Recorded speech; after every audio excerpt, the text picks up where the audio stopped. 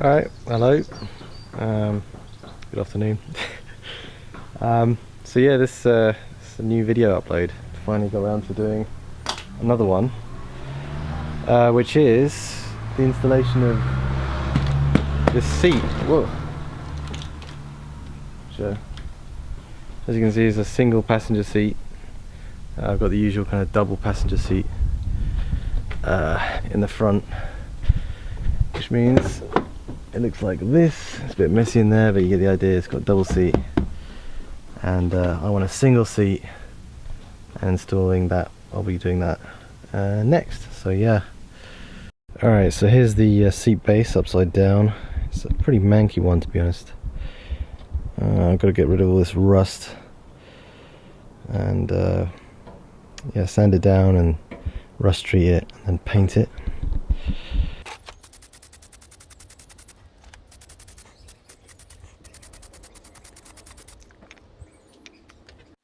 Alright, now I'm going to do a bit of spray painting in my shed here.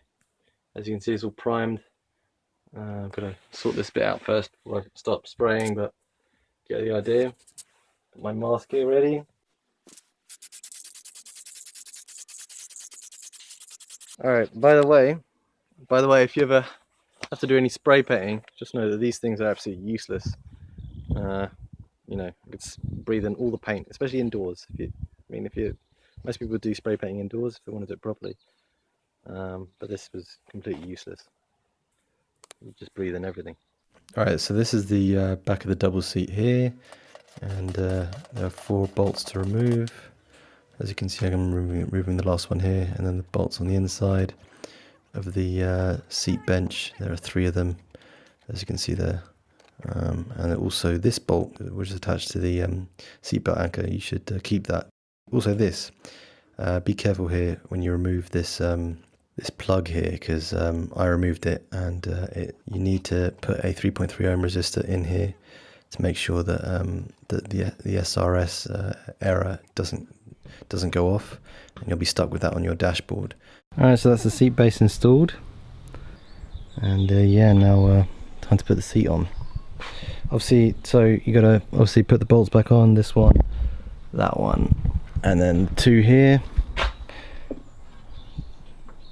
depending on the structure of your seat base. I've got one where the structure goes in here, like I said actually in a previous video that I was doing. But yeah, I'd actually recommend for anyone who's buying new single seats and installing them like this, try and get a seat base without this kind of structure, without the kind of section going in. You can get seat bases that go straight down and have much more room here, so it just gives you more room and more flexibility to put stuff in here, and I think it's much better than this kind of seat base that I got with my seat.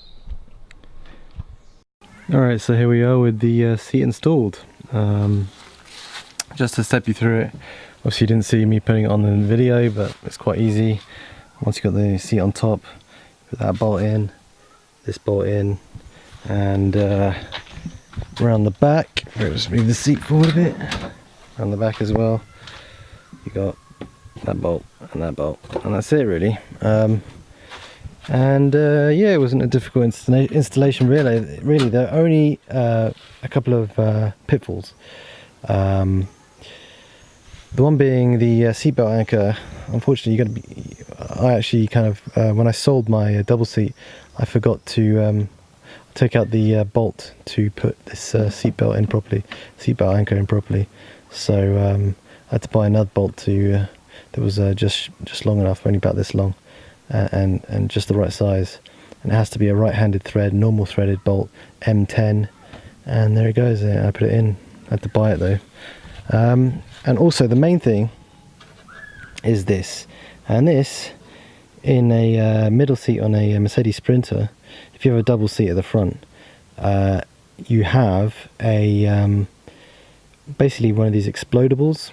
It's like a seatbelt pretensioner on the middle seat, and I disconnected it in the video, as you see me do, and actually didn't pay attention. So when I turned on the ignition, it registered as having exploded, i.e.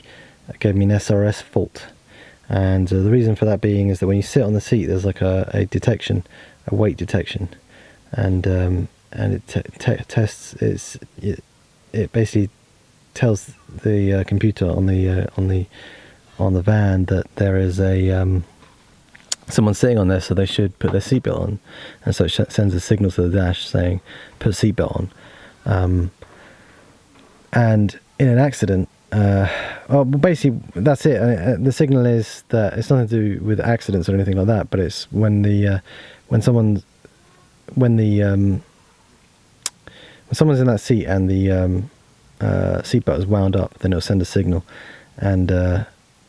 And yeah, since that's gone and I disconnected it, it sent a fault to the ECU in the van, saying that there was a problem, and I couldn't take it off. So I had to buy this resistor to put in here. I didn't have the middle seat to put back either, or the seatbelt pretensioner.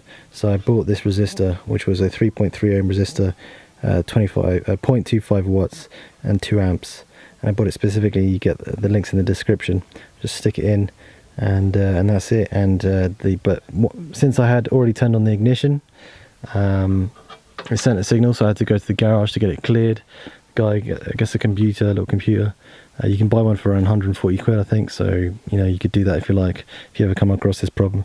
And you connect it, under the passenger dash here. And yeah, and he cleared the code, and now it works. Now I don't have an SRS fault on my dash. So it's a very common problem. So yeah, do watch out for that one when you're installing a new seat. And that's it really. I don't think there's anything else. The seat, I've got some crap on it because I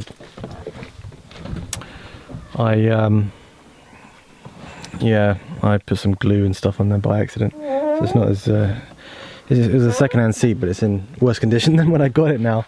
But yeah, it's got like an armrest and everything, which I recommend. And yeah, it's all good.